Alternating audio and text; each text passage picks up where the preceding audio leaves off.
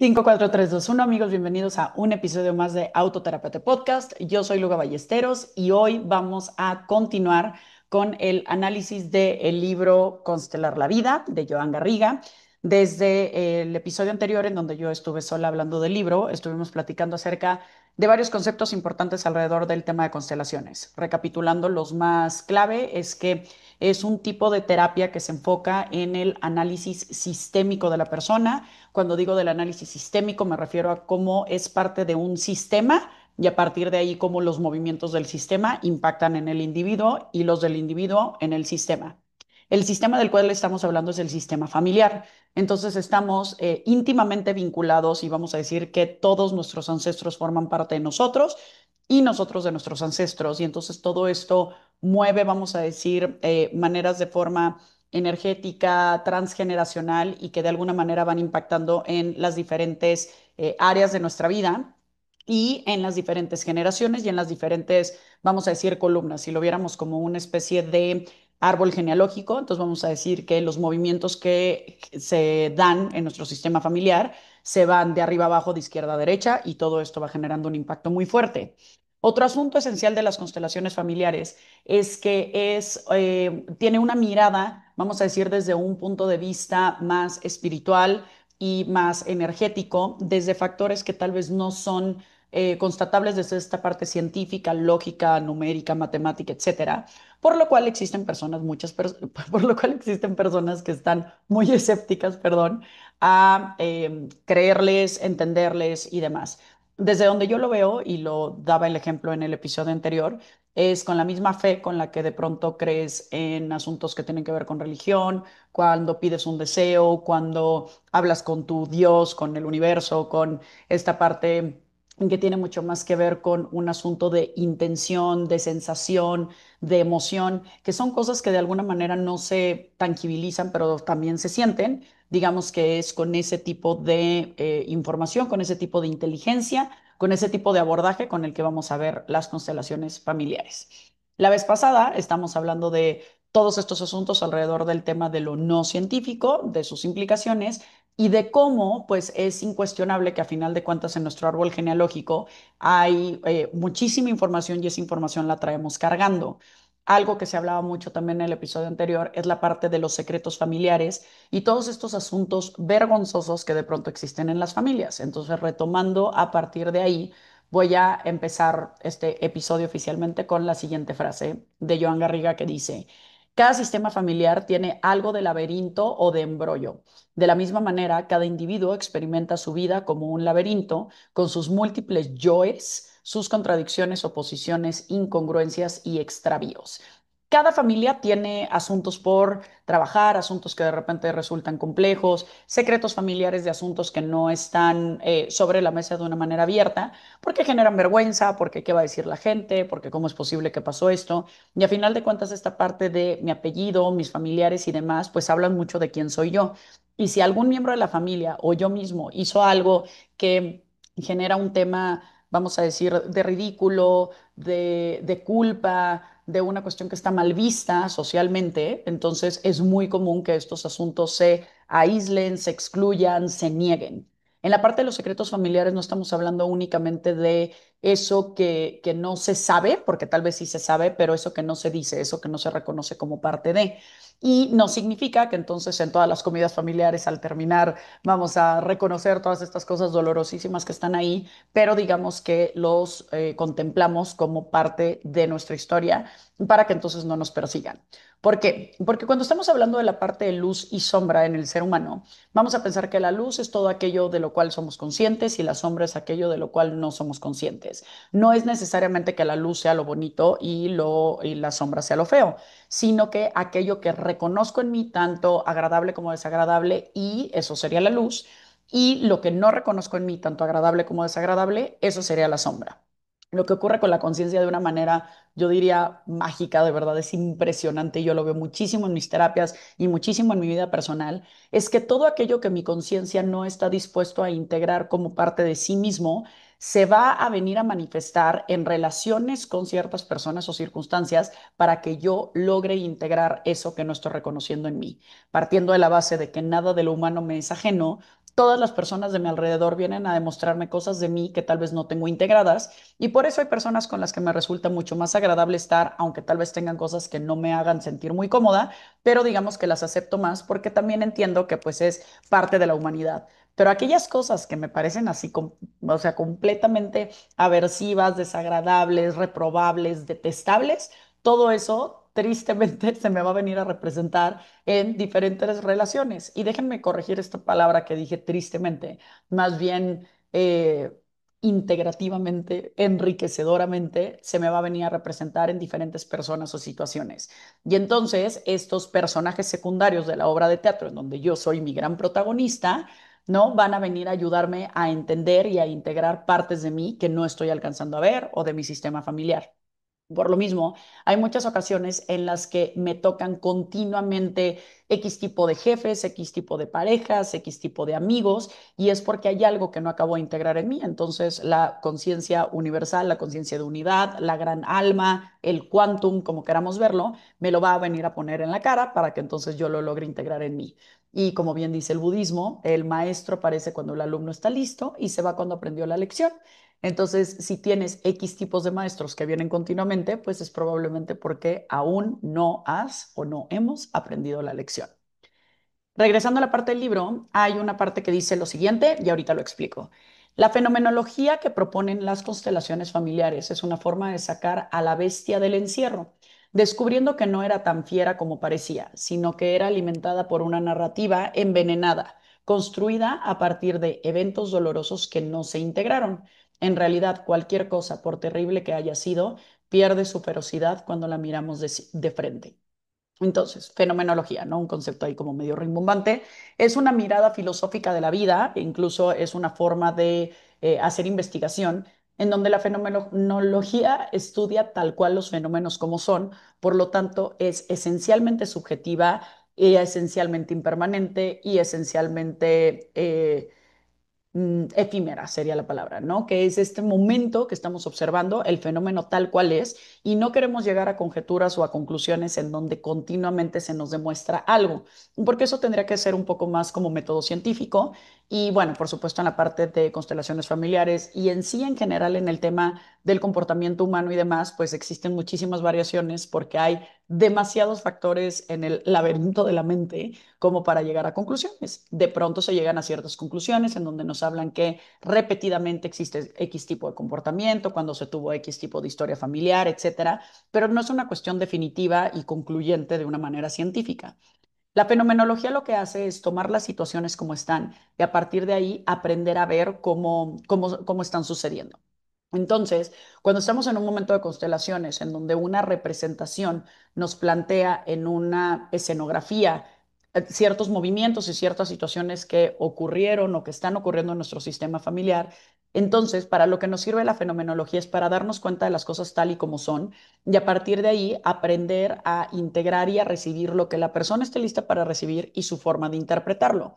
Incluso en algún momento una gran consteladora me explicó y me pareció bellísimo que se toman como todas estas coincidencias o voy a decir entre comillas accidentes que ocurren en las constelaciones como parte de la información integrar. ¿A qué me refiero? Como que si de repente tocan el timbre, como que si X elemento del grupo que está constelando tal vez llega tarde o se lastima o si de pronto se cae un cuadro, todas estas cosas como señales de tal vez cierto momento en donde hay que poner especial atención y relevancia a aquello que está ocurriendo. Entonces, digamos que todo se vuelve como un juego de interpretaciones y aquí puede caber la parte de escepticismo de ciertas personas porque sin duda alguna conviene una gran subjetividad, pero desde donde yo lo he vivido tanto como paciente como con las personas que he visto constelar, esta manera de integrar información en donde voy asumiendo ciertas miradas que no me eran visibles mientras la mirada era solo mía, sino al verlas representadas toman una forma diferente, ahí es donde hay una posibilidad de sanar.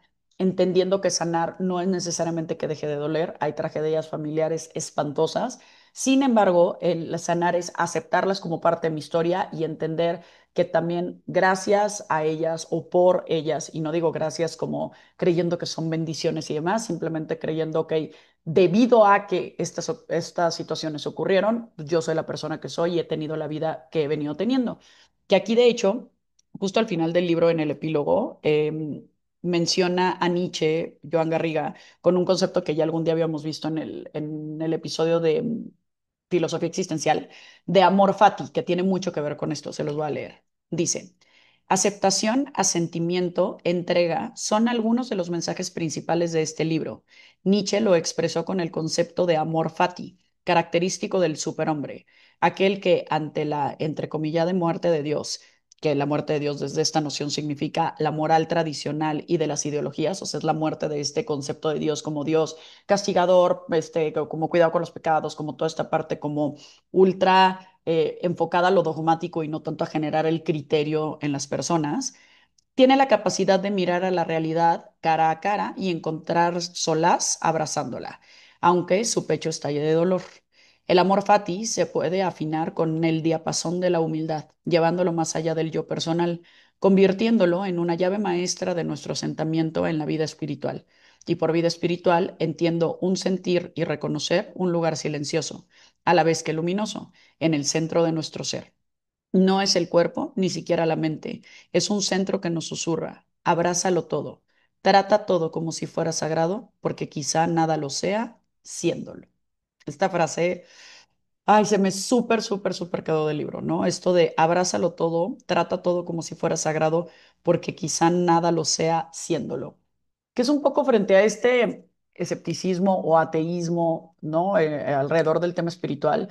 Es un poco como sí, es una actitud, es una mirada, son las ganas de ver la vida como de cierta manera y pues tal vez sea una invención o más bien sí es una invención, pero es una invención que nos dota de un sentido un poco más espiritual en esta angustia existencial en la que transitamos todos en esta vida.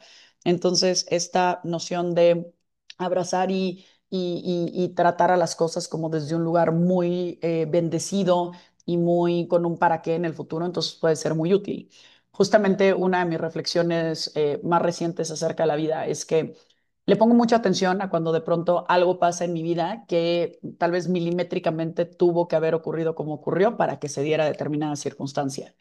Y lo agradezco mucho, sobre todo cuando son cuestiones que son agradables o que era algo que yo anhelaba o yo deseaba. Sin embargo, en este camino, de pronto hay cosas que igual ocurren de una manera milimétrica, pero que como no me caen muy en gracia, entonces me resisto un poquito más a creerlas y adueñarme de ellas.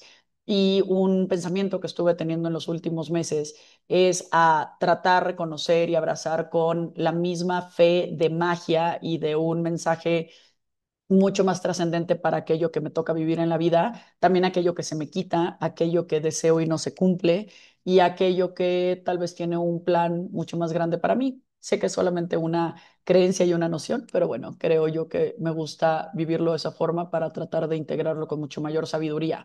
Creo que cuanto más tiempo nos empecinemos en negar las cosas que nos ocurren, más nos tardamos en aprovecharlas como un recurso de integración, de crecimiento y de evolución humana. Justamente con respecto a esto, hay una frase bellísima que retoma Joan Garriga de Gurdjieff, que dice, la necesidad de experimentar un sufrimiento consciente para desmontar los ladrillos de nuestra cárcel. A la mayoría de las personas les hace falta la audacia de sufrir para dejar de sufrir. Esa se me hace una frase sotototota, porque justamente creo yo que muchas veces nos negamos a sufrir en el momento que toca sufrir por una negación, ¿no? Porque pues no está padre, porque pues qué doloroso, qué incómodo, y entonces me niego, me niego, me niego, me niego. Pero esa negación lo único que ocurre es que va haciendo más largo el proceso de duelo, ¿no? Es como querer acelerar un duelo pues es básicamente una causa perdida y además algo que eventualmente te va a volver a dar en la cara de otras formas. Entonces creo yo que es oportuno aprender a sufrir cuando toca sufrir, porque la vida sin duda alguna tiene momentos muy dolorosos, pero en la medida que los suframos consciente y oportunamente, creo yo que los vamos a lograr sanar mucho más ágil. Dice Joan Garriga, la mente familiar y la personal se defiende del dolor escindiendo parte de sus vivencias y hechos, especialmente aquellos que son dolorosos, vergonzosos o se consideran una violación de las normas familiares. Entonces, todo aquello que nos duele como familia o que no nos dignifica o que nos parece vergonzoso lo vamos a buscar esconder. Y como bien nos explicaba Brené Brown en el episodio en donde hablamos de la parte del poder de ser vulnerable, esta parte de lo que nos avergüenza existencialmente se vuelve una emoción muy, muy, muy compleja y que nos hace muchísimo daño internamente. Una persona que se siente avergonzada de sí y de su origen y de sus acciones y de su familia y demás, tiene que ver con esta parte de no soy digno de recibir amor, temo a la desconexión de la parte de mi vínculo, que a final de cuentas, aunque el ser humano es un individuo que vive en manada, en sociedad, en relación, en familia, en vínculo, y entonces ser desterrado de esta parte familiar es algo dolorosísimo. Por lo mismo, aquellas personas que son desterradas, escindidas, excluidas, exiliadas de nuestro sistema familiar, van a estar buscando energéticamente reclamar su lugar, porque a final de cuentas esa persona llegó a hacer algo que tal vez fue muy doloroso para la familia, pero en el momento que se le presta atención, entonces se reconoce como parte de la dinámica que se tenía que dar en el sistema para aprender a ver otras cosas. Hace muchos episodios hablamos con Soren García del tema de terapia familiar. Y ahí hablamos del concepto de chivo expiatorio, que es muchas veces este miembro de la familia que es conflictivo y al cual se le atañen como la mayoría de los problemas que existen en la familia, sin darse cuenta que también ese mismo elemento de la familia, ese mismo miembro, lo que provoca es esta atención de parte de todos y cómo todos buscan sostener esto. Se pone el ejemplo en temas de drogadicción, de alcoholismo, en temas de, yo qué sé, la chica que se embarazó muy joven, o la persona que está tal vez con alguna condición física, alguna enfermedad, y entonces es como que toda la energía se vuelca para allá. Sí, claro, pero eso también sostiene de muchas maneras las dinámicas familiares, ¿no? Entonces se vuelve interesante aprender a verlo como parte de y no como un lastre de ello, ¿no? Entonces creo yo que está muy conectado con esa parte. Dice, a menudo deseamos escindirnos de las personas que nos causan dolor, alejarlas de todo, excluirlas, pero la plena salud se encuentra en la integración, en la palabra todo y en la inclusión de todos. Es una cuestión que se repite, se repite, se repite, se repite en todas las formas, en psicología gestalt, en psicoanálisis, en inteligencia dual, en constelaciones familiares, por supuesto, en terapia, en logoterapia, en existencial. Es todo aquello de lo cual queramos huir, nos va a perseguir, ¿no? La gran y magnífica Edith Eger con sus dos libros de La bailarina de Auschwitz y en Auschwitz no había Prozac. Justamente por ahí va todos los temas de cómo reconozco mi vida tal y como es para que me deje de perseguir. Y por supuesto estamos hablando de temas tipo heavies, ¿no? Si hablo de la bailarina de Auschwitz, estoy hablando de una sobreviviente de la Segunda Guerra Mundial, de haber perdido a su familia, a sus padres, a sus hermanas, ¿no? A una de las dos hermanas. Y se vuelve una cuestión de verdad muy dolorosa. Entonces, aquí es como, no estamos hablando de cosas menores, estamos hablando de cosas muy grandes, pero si no aprendemos a verlo, a integrarlo en nuestra vida, pues nos va a seguir persiguiendo. Creo que la integración tendría que ser una tarea que tengamos todos, independientemente de la forma en la que nos autoterapiemos o vayamos a terapia, es cómo aprendo a integrar todo aquello que yo digo de eso no, es una gran tarea de decir y cómo un poco sí. Y cómo un poco sí desde una voluntad y no desde una obligación. Es como que a veces, lo platicaba con Guillermo Bárcena hace poquito, hablábamos de esta parte de cómo la vida te va poniendo ciertas situaciones como para que la que nunca se enoje y se enoje y se enoje. Y como no se enoja tanto, entonces la vida le va subiendo el volumen a las cosas para que se enoje.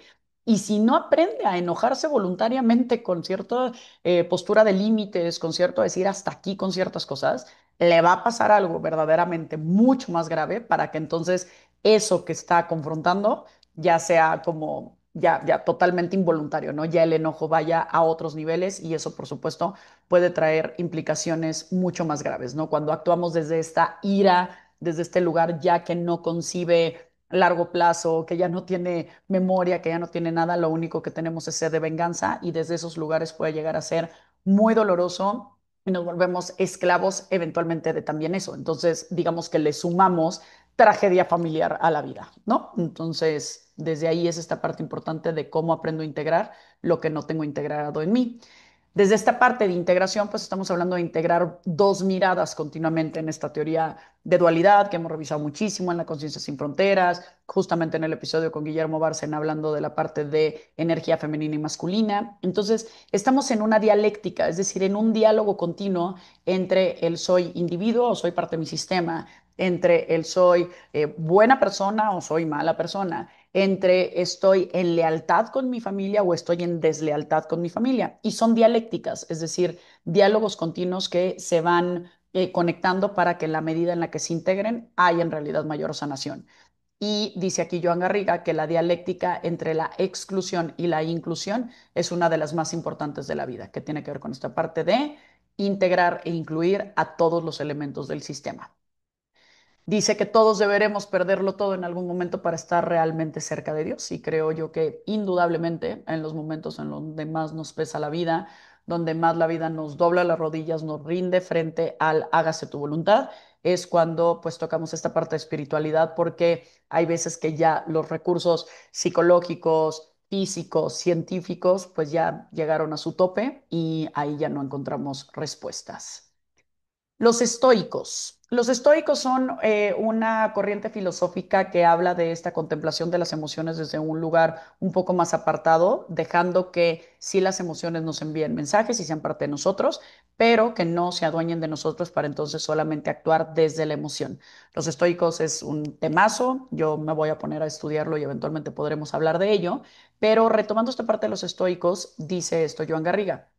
Los estoicos entendieron que nada es bueno ni malo en sí mismo y que aceptar lo que nos depara el destino, cultivando una cierta imperturbabilidad, nos acerca al ideal de la ataraxia o la tranquilidad en ausencia de todo deseo y temor, lo que en última instancia pone la felicidad o al menos cierto grado de felicidad en nuestras propias manos. Aquí vamos a detenernos un poquito, ¿no? Hace algunos episodios hablábamos de Epicuro, ¿no? Epicuro es un filósofo que se encarga de revisar el tema de la felicidad y del placer desde un lugar no de hedonismo y no de así de muchos estímulos, sino todo lo contrario. A menor estímulo, ¿no? Mayor capacidad de sentir alegría y gozo, porque entonces no hay esta continua excitación de los sentidos, de las sensaciones, de la cual requiramos de pronto cada vez más para estar felices, ¿no? Y esto lo podemos ver perfectamente a nivel compras, a nivel sustancias, a nivel redes sociales, a nivel estímulos en general, ¿no? Mientras más estimulados estamos, más vacíos sentimos cuando no estamos estimulados. Entonces, esta mirada estoica parte mucho de esto, ¿no? Desde cómo nos adueñamos de nuestra felicidad, no tanto de lo que ocurra afuera, desde estos anhelos, desde estos temores, desde estos deseos, sino más bien desde lo que realmente somos. La ataraxia, que me pareció un concepto bellísimo, que escuché por primera vez en un podcast que les recomiendo muchísimo, que se llama Filosofía para Todos. Y la verdad es que Mike hace un trabajo espectacular. Espero que algún día me deje entrevistarlo, explicando muchas corrientes filosóficas de una manera muy amena. Se lo súper recomiendo.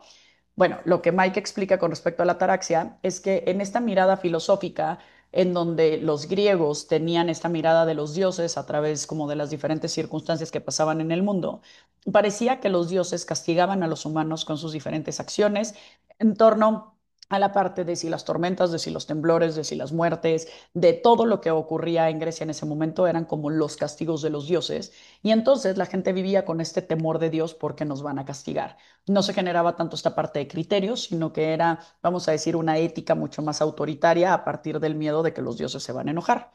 Los estoicos, entre otras cosas, plantearon esta parte en donde decían, a ver, si los dioses no son humanos, porque tienen una característica mucho más celestial, mucho más inalcanzable, inmortal, etcétera, como desde esta mirada que no es un ser humano, entonces no pueden ser dignos de ser perturbados o de ser molestados. Es la inmolestabilidad lo que en realidad los hace dioses, porque entonces ya no están en estos anhelos, aunque en realidad si le ponemos el paréntesis y nos ponemos a pensar en toda la historia de Grecia, que creo yo que eso sería un trip magnífico. Algún día me voy a poner a estudiarlo más a detalle. Lo estoy estudiando un poco en astrología, pero se vuelve muy interesante históricamente hablando.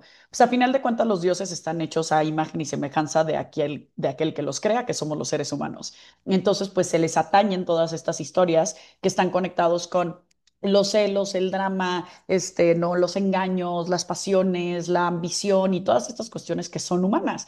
Pero en realidad la diferencia con los dioses tendría que ser que no son molestables. Si yo no me molesto con lo que no hace nadie, entonces yo no tengo por qué castigar y ojo, ni tampoco premiar a nadie.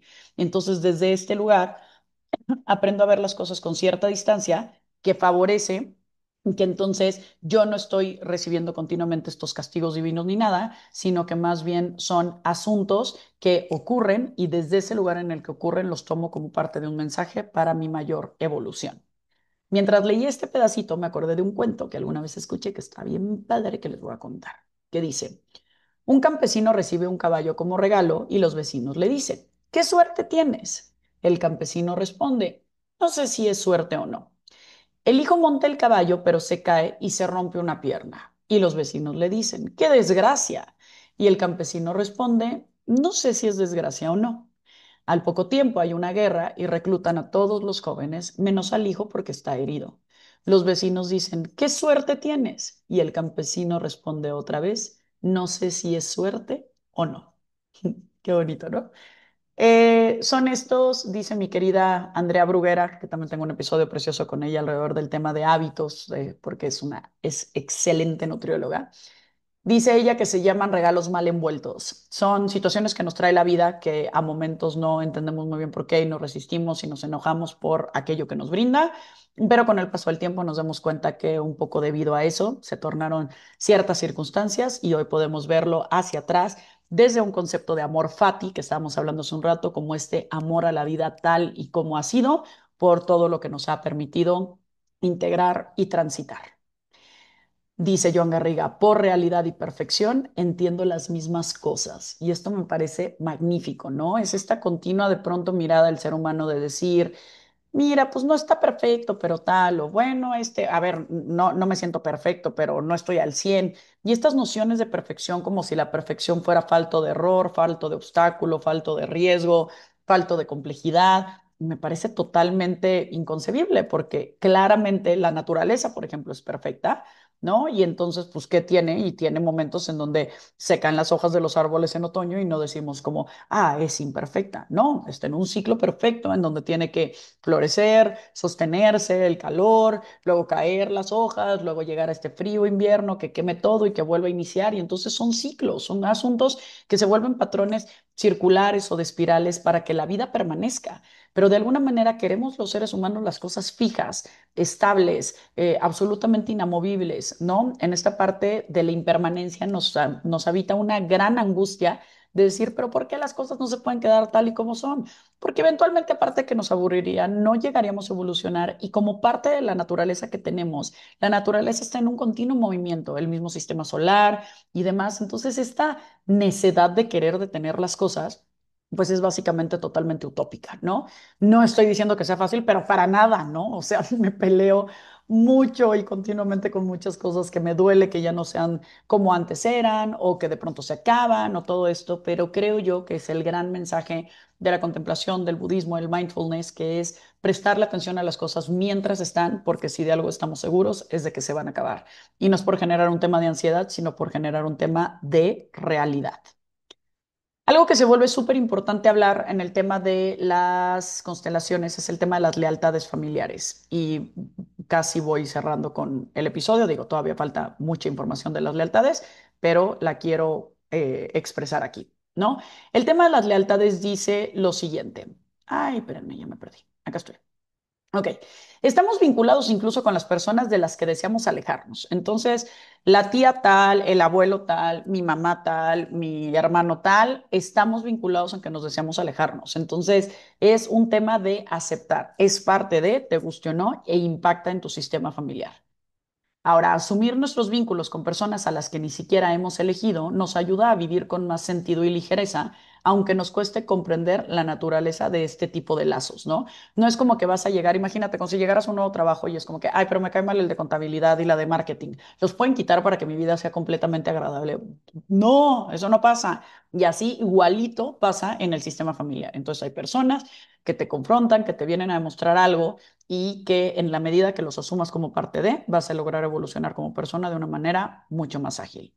Ahora, escuchen esta belleza. Dice, asociamos el amor con un sentimiento sin reconocer que la propia conexión o vinculación es un hecho amoroso en sí mismo. Queremos sentir amor sin entender que la manifestación del amor está en el vínculo y que el amor está como un hecho en sí en el momento que estamos vinculados. Por lo cual, tendríamos que entender que todos los asuntos que están conectados con una cuestión de discriminación, de racismo, de todo esto que pues permea en el mundo, pues es por la falta de entender el concepto de amor como seres humanos, como en un tema de individuo colectivo y como en una conciencia de unidad en donde todos formamos parte del todo. Pero si yo quiero sentir amor, pues al final de cuentas lo estoy mezclando con cosas muy diferentes que tienen que ver con la parte de relaciones, afinidad, una parte hormonal incluso, y de muchas cuestiones que tienen que ver con esta parte de sentirte en amor. Pero vivirte en amor es entenderte como parte del todo y a los demás como parte de ti. Para caminar hacia la felicidad propia, a menudo debemos asumir la culpa y la mala conciencia, pues siendo fieles a las normas morales de nuestro clan, somos fieles a la infelicidad del mismo. Esto es bien importante. A ver, cuando hablamos de la buena conciencia y la mala conciencia en constelaciones familiares, estamos hablando del pertenecer o no pertenecer a nuestro grupo o clan familiar, ¿ok?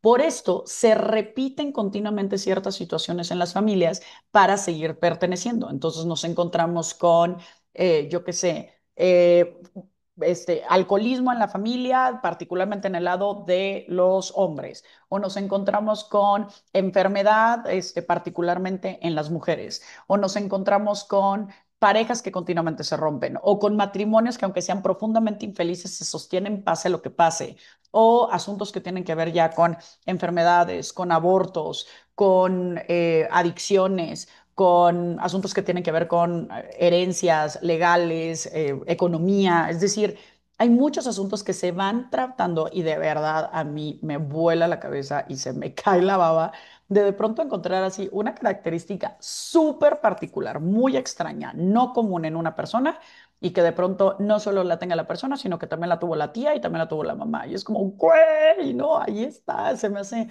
muy cabrón y creo que pues a final de cuentas es algo que hasta que no lo notas y lo escuchas y demás, pues no lo puedes apreciar, ¿no? Entonces, si vuelvo a leer la frase, dice, para caminar hacia la felicidad propia, o sea, de uno mismo, a menudo debemos de asumir la culpa y la mala conciencia, es decir, el perdón, yo no voy a seguir con esta lealtad inconsciente de la familia, ¿no?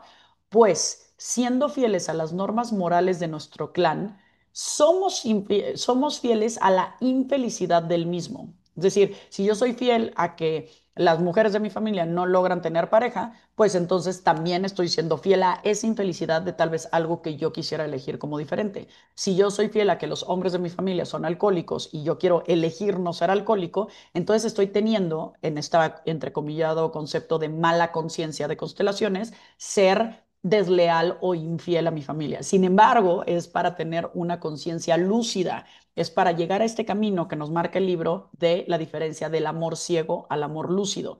El amor ciego es, repito el patrón porque soy parte de la familia y punto, se acabó. Y el amor lúcido es, le devuelvo a cada miembro de su familia lo que le toca para yo encargarme de mi propia vida, para yo tomar mi vida con mis propias manos. Dice, pues siendo fieles a las normas morales de nuestro clan, somos fieles a la infelicidad del mismo. No nos sentimos con derecho a ser felices porque las personas de nuestro grupo de pertenencia no lo son o no lo fueron. Siento que es un poco como esta noción de culpa, que se nos, como creo yo, imprime muchísimo en la infancia alrededor del tema de que si estás, no sé, ya te llenaste al momento de comer y que estás desperdiciando comida y los niños de África, o como el no coman pan enfrente de los pobres, desde el sentido figurado y desde el sentido literal como esta parte de empatía de no decir yo sí puedo y tú no pudiste. Pero todo esto se alberga de una manera inconsciente en nuestro cuerpo y esto es durísimo, ¿no? Aquí dice, el amor ciego suele estar instalado en la mente sistémica o alma familiar de manera muy inconsciente. De este tipo de amor adopta la forma de algo profundamente crítico, pero al mismo tiempo dirige y domina nuestro cuerpo, nuestro guión de vida y nuestro destino. Es decir, no es que yo conscientemente diga, ah, yo voy a ser alcohólico porque todos han sido alcohólicos, o ah, yo voy a romper con todas mis relaciones porque esto, o ah, yo voy a ser siempre la amante de mis parejas porque las mujeres de mi linaje fueron las amantes de las parejas. No funciona así. No es tan consciente, ¿no? Muchas veces es profundamente inconsciente y en realidad toma formas diferentes. Tal vez yo puedo voltear a ver a las mujeres de mi familia que fueron amantes y decir, híjole, qué horror que fueron amantes, yo jamás voy a hacer eso. Pero ¿qué hago? No me consigo tal vez una persona que esté casada para yo no repetir ese patrón, pero me consigo una persona que es emocionalmente no disponible. Vamos a decir que es un piloto aviador o una cosa así. Entonces, simbólicamente estoy como teniendo una relación con una persona que no siempre está, aunque no es propiamente ser amante. Entonces, aquí se vuelve de verdad así, pero como de serie policíaca, ¿no? De intriga, entender cómo es que los diferentes patrones y las diferentes lealtades familiares se van manifestando en la vida de cada quien a partir de los recursos que esa persona se genera, ¿no? Dice, es mejor la deslealtad dichosa que la lealtad infeliz. Y hay que ser muy valientes para alejarse internamente de los destines, planes y mochilas del clan para labrarse una vida propia. El sacrificio inútil, así como la repetición de destinos desdichados, se caracteriza por las ideas como yo enfermo para que tú sanes, mamá, yo llevo la culpa por ti, abuelo, o me enojo con los hombres en tu nombre, abuela, por lo que te pasó con el abuelo, por los abusos que sufriste. Entonces, pues otra vez, es una deslealtad pues un poco absurda porque yo no, es una lealtad, perdón, absurda porque yo no estoy ejerciendo la vida que tal vez yo quiero, como por esta noción de yo vengo cargando con esto. Insisto en que es inconsciente, por eso se vuelve muy importante constelar o trabajar en un trabajo o hacer un trabajo orientado a la mirada de constelaciones en psicoterapia, ¿no? Dice por aquí que esto ya, con esto voy cerrando, ¿no? Uno de los vínculos más fuertes y estrechos que existen en el alma son, en primer lugar, el de los hijos hacia sus padres. Los hijos reciben de sus progenitores la vida, el don más preciado, y durante la infancia se vinculan con ellos poderosamente, dado que son dependientes y están necesitados de cuidados entre padres e hijos. Se establece un intercambio absolutamente desequilibrado. Un hijo ha recibido la vida a cambio de nada, es gratis. Y luego un hijo es enormemente cuidado a cambio de nada. También al crecer el hijo buscará el equilibrio cuidando bien de su vida y haciendo algo bueno con ella, o cuidando bien de sus propios hijos, traspasando la bola de oro. Sin embargo, las nociones que antes se tenía de esto, y de hecho hace poquito lo platicaba con Mercy, mi prima, que era como, se me hace muy cañón este tema de personas que dicen, pero ¿cómo no quieres tener hijos? ¿Quién va a cuidar de ti cuando seas grande? Y dices un poco como, wow, o sea, me parece totalmente digno, natural, etcétera, que los hijos nos encarguemos de los papás de cierta manera cuando sean más grandes, pero tener hijos como para eso, ese mandato, me parece demasiado fuerte, ¿no?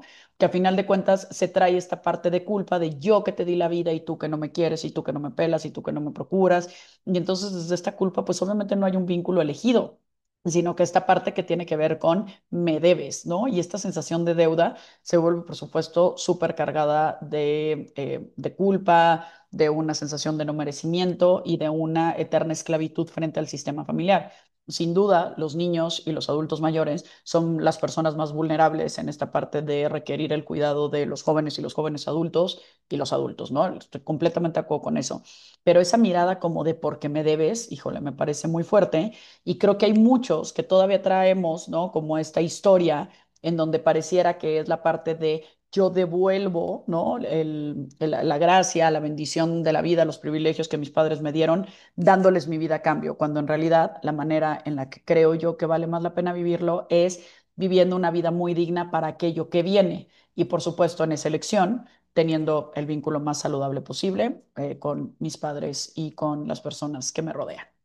Equipo, algo que debo de hacer mucho énfasis es que a final de cuentas el tema de constelaciones familiares es un asunto que requiere de la experiencia de ser vivido, que personalmente me parece increíble y digo increíble porque es difícil de creer, es difícil de tomar con las manos y sin embargo me parece de un impacto súper útil para cualquier proceso terapéutico. Como todo en la vida, nada es magia, no significa que consteles y entonces corte, ya la vida sucede y tal, no, hay un trabajo continuo de voluntad en donde tal vez ciertas cosas se ponen en nuestras manos, pero luego desde nuestro libre albedrío tendríamos que estar haciendo ciertas acciones un poquito más frontales frente a ello. Lo que se vuelve interesante es que cuando una sola persona del sistema empieza a ver el sistema de una manera diferente, como bien decíamos al inicio, que se mueva una pieza hace que se muevan todas las demás. Entonces de pronto salen conversaciones, se trabajan temas de una manera diferente, hay comportamientos diferentes en cierta persona de la familia y todo esto va provocando dinámicas distintas. Entonces, desde mi punto de vista, es una herramienta más súper útil en el tema de crecimiento personal y quiero cerrar esta parte con una parte del epílogo de Joan Garriga que me pareció bellísima. Dice. Añadiría, abrázalos a todos, también son sagrados y te harán y te harás con ellos más feliz. Encuentra tu lugar en el mundo, en tu familia, en tus grupos de pertenencia y de referencia. Reconoce ese lugar, asúmelo y responsabilízate de tus acciones. Responde a cada momento con lo que la vida requiere de ti, a tu manera única, singular y peculiar, en un pleno gesto de autenticidad. Sé un padre o una madre disponible, un hijo agradecido, un hermano generoso y solidario, una pareja respetuosa, abierta y flexible, un amigo servicial y leal. Si no lo logras siempre, no importa. Sigue tu camino y coloca todo esto igualmente en tu horizonte de deseos. Dentro de ti, no les otorgues el poder a tus culpas o errores, únicamente sosténlos con dignidad y si aparece la ocasión, repáralos. Evita ponerte por encima o por debajo de nadie que sea igualmente adulto como tú, sin dejar de respetar los roles y funciones de cada quien en cada contexto. Cultiva el pleno respeto hacia ti y hacia todos. Evita juzgar, condenar, salvar, perseguir, temer y asustar. Toma y suelta, entrega y recibe, inspira y expira, despliega y repliega en la simple alternancia de todo lo que vive. Acompaña con amor a los demás y sobre todo a ti mismo. No dejes de ser y de construir en tu interior una buena madre para ti que te toma de la mano con dulzura tanto cuando tocas el cielo como cuando te precipitas al infierno. Mantente dulce, vulnerable, conectado, fuerte. Asume tus dones y no temas entregarlos a la vida. Sea agradecido con lo que la vida te ha dado, con lo recibido de tus padres y de tu familia. Es justo y adecuado aunque no siempre lo parezca, pues tal vez venga envuelto con vestiduras rasgadas y dolorosas. ¿Qué les digo? Un libro precioso, una técnica súper útil y pues todo un camino por seguir recorriendo. Espero que les haya contribuido. Si crees que le pueda sumar a alguien, por favor, ayúdame a compartirlo. Nos vemos dentro de 2 semanas en el siguiente episodio en donde entrevisto a Katria Oviedo hablando del tema del síndrome del impostor, esta sensación de no sentirte suficiente, de autoestima, de reto frente sobre todo al tema laboral en un emprendimiento importantísimo que hizo Katria y nos cuenta un poquito su camino en ello. Entonces, ahí nos escuchamos. Les mando un abrazo con todo mi cariño y que tengan bonita mañana, tarde, noche, donde quiera que me escuchen.